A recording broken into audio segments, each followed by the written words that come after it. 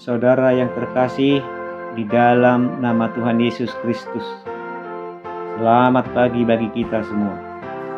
Semoga kita semua dalam keadaan sehat dimanapun kita berada, agar kita bisa bekerja dengan baik hari ini. Sebelum kita membaca firman Tuhan, saudaraku, yang menjadi renungan atau pengajaran bagi kita hari ini, hari Senin 2 Maret 2026. Mari kita terlebih dahulu berdoa. Bapa di sorga, terima kasih Bapa atas berkat-Mu kepada kami sampai pagi hari ini. Kemurahan hati-Mu lah Bapa yang kami andalkan dalam setiap aktivitas kami hari ini. Di dalam nama Yesus Tuhan kami yang hidup, kami berdoa dan mengucap syukur. Amin.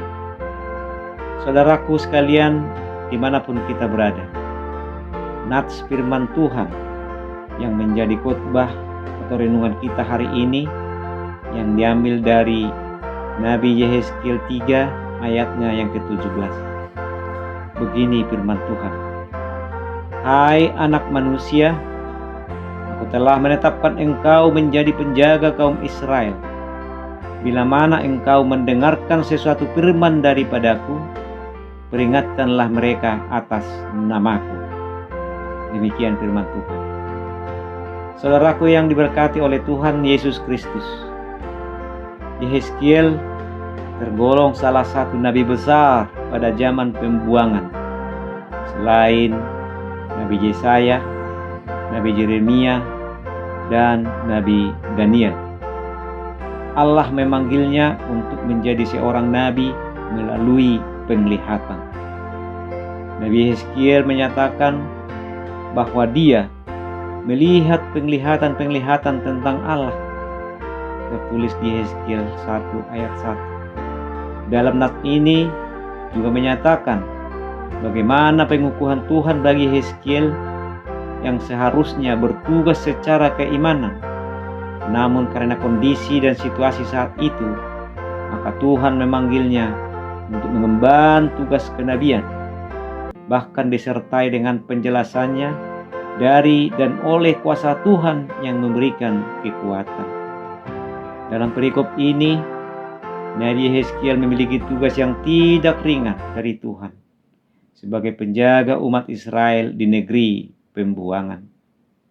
Mandat atau tugas yang diberikan Allah kepada Yehezkiel adalah sebagai penjaga umat Israel, di mana tugas seorang nabi dituntut penuh tanggung jawab dan kesungguhan hati. Yehezkiel berperan sebagai penjaga, berarti ia senantiasa diharapkan tetap siap siaga dalam menerima firman Allah yang disampaikan kepadanya untuk disampaikan kepada bangsa Israel.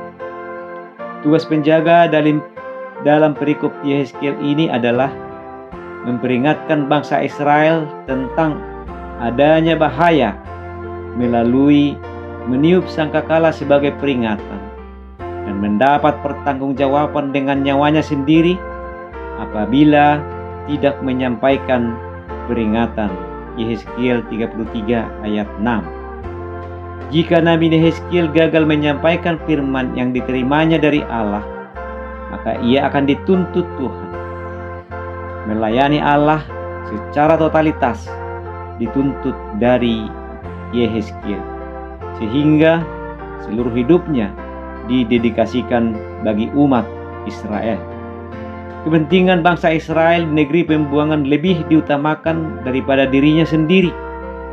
Kesiagaan seorang Nabi Yehezkiel menuntut komitmen melayani tanpa pamrih. Yehezkiel hadir sebagai penjaga spiritualitas bangsa Israel agar tetap dekat dengan Allah dan menanamkan benih pengharapan dalam hati bangsa Israel agar mereka tetap tidak putus asa, tetapi memandang kepada Allah yang hidup. Yang menjadi konteks penekanan bagi kita umat Kristen pada saat ini tentang pemanggilan Yehezkiel untuk menjaga bangsa Israel adalah agar kita umat Kristen senantiasa mencondongkan hati kepada firman Tuhan dan teguh kepada Tuhan Yesus Kristus karena Kristus adalah imamat yang sempurna bagi orang percaya. Maka dia patut jadi teladan bagi orang percaya, dan iman kita tetap melekat kepada Tuhan Yesus, agar senantiasa kita hidup di dalam kekudusan dan kebenaran, serta senantiasa memiliki sikap takut akan Tuhan. Amin. Mari kita berdoa. Terima kasih Tuhan Yesus atas firman dan pengajaran-Mu kepada kami hari ini.